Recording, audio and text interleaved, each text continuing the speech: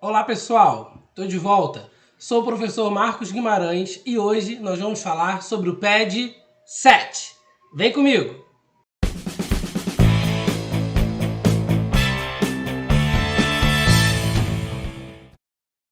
Olá pessoal, então esse vídeo é para os alunos do 8º ano, né? E o título desse projeto, desse plano de estudo dirigido, é Respeito pelo Outro, primeiro passo para uma vida saudável.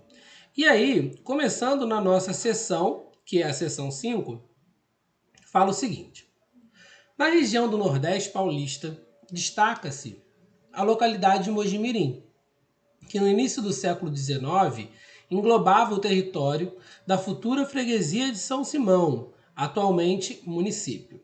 A região de São Simão experimentou, os meados do século XIX, um rápido desenvolvimento motivado pela chegada da cultura cafeeira e produção de açúcar e, consequentemente, um aumento significativo do número de escravos. O gráfico a seguir relaciona a origem desses escravos, a faixa etária e as quantidades na região. Observe atentamente o gráfico e responda. Então eu tenho aqui, a idade dos cativos consoante origem. São Simão, 1835. E aí eu tenho o número de cativos, esse cativos ele está relacionado aos escravos, tá? E a faixa etária deles. Então, por exemplo, entre 1 e 9 anos, né, a gente tem aí aproximadamente 62 escravos. Brasileiros, porque a gente consegue ver que o mais clarozinho aqui são os brasileiros e o mais escuro são os africanos. De 10 a 14 anos, nós temos aí quase 30, vamos colocar 29 brasileiros e 5 aproximadamente africanos. E aí a gente consegue analisar, tá? Qual o assunto abordado nesse gráfico? Em quais faixas etárias o número de escravos africanos era maior que o de brasileiros? Então você vai analisar que de 10 a 14 o brasileiro é maior do que o africano. Não é isso que ele quer o contrário. Então você vai falar em qual faixa que a quantidade de escravos africanos é maior do que a quantidade de escravos brasileiros. Em quais faixas etárias havia somente escravos brasileiros? Letra D.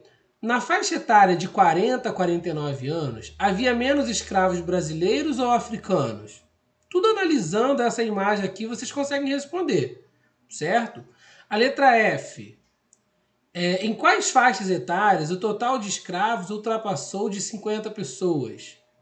Então, eu quero que ultrapassou de 50 pessoas. 50 pessoas é nessa linha aqui, ó. Em qual das faixas etárias foi superior a 50 pessoas? Eu pulei a letra E, que fala em qual faixa etária o total de escravos era inferior a 20. Então você vai pegar aqui, ó, a linha do 20.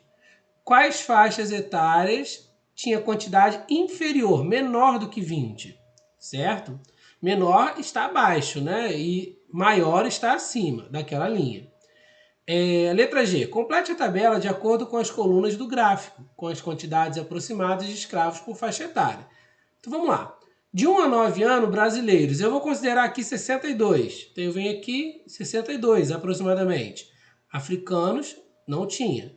De 10 a 14. Então aqui, ó, de 10 a 14, brasileiros, quase 30. Vamos colocar aí um 29. E africanos, ele já colocou aqui 7. E aí você vai preenchendo. Beleza, gente? Continuando aí então, o próximo exercício é o seguinte: José e João compraram um terreno juntos. José pagou 35 mil e João 15 mil.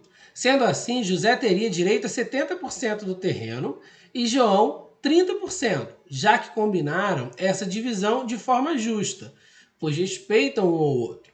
O terreno possui forma retangular, com as seguintes medidas: 10 metros por 15 metros, certo? Calcule a área total do terreno, ou seja, a área de um retângulo nós já sabemos que é obtida pelo produto da base pela altura. Então, bem tranquilo.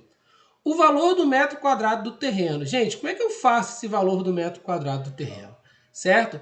Qual vai ser o valor total do terreno? Eu tenho que somar esses dois aqui, né? Então, 50 mil reais é o terreno. Beleza? Suponha, Suponha que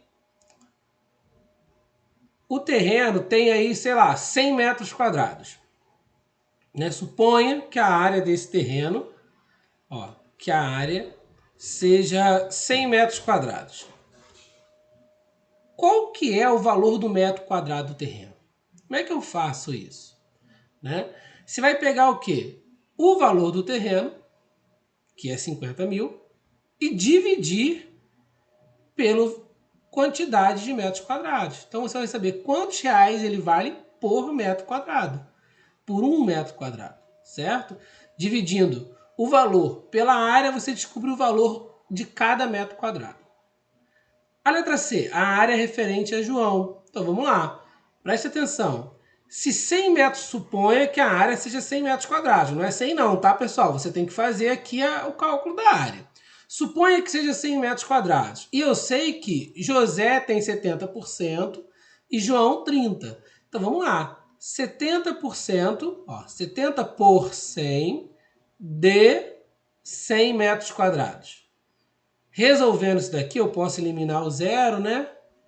E vai dar 70 vezes 1, que daria 70 metros quadrados. Então, esse daqui seria o José.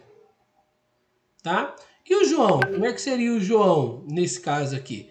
Eu teria que fazer 30, né, por cento, que é 30%, vezes 100. Eu estou cortando porque, coincidentemente, aqui é 100, aqui também. Mas suponha que não fosse. O que você teria que fazer? Multiplica. 30 vezes 100 dá 3.000. Dividido por 100 vezes 1, 100. 3.000 dividido por 100 dá 30. 30 metros quadrados, tá? Então você multiplica o numerador pelo numerador e o denominador pelo denominador. E depois você divide o numerador pelo denominador e você vai ter o resultado. Isso tudo é uma suposição. A área não é 100 metros quadrados. Mas acho que agora vocês já conseguem resolver. Continuando aí, ó, o nosso último exercício fala o seguinte. Vamos a um desafio de lógica. Um barqueiro deve transportar um lobo, uma cabra e um saco de repolhos para outra margem do rio. Beleza? Então eu tenho aqui, ó, um rio. Suponha que você tem um rio, certo? Aí você tem um barco que está aqui. O nosso barco, certo? E ele tem aí que transportar o quê? Um lobo, o L de lobo, uma cabra, certo? E um saco de repolho. Como o barqueiro deve proceder se ele só pode transportar uma coisa de cada vez? E sabendo, além disso, que o lobo não pode ser deixado a sós com a cabra. Porque se o lobo ficar sozinho com a cabra, ele vai comer a cabra, certo? E nem a cabra pode ficar sozinha com um saco de repolhos. Porque se ela ficar sozinha com o saco de repolhos, a cabra vai comer o repolho. Escreva em seu caderno uma estratégia. Então você vai escrever, realmente. Por exemplo, eu vou iniciar, hein? Ó, o vaqueiro começa... Primeiro, o que você vai fazer aí? O barqueiro. O que ele vai fazer primeiro? Ele vai levar a cabra. Pode levar a cabra? Pode.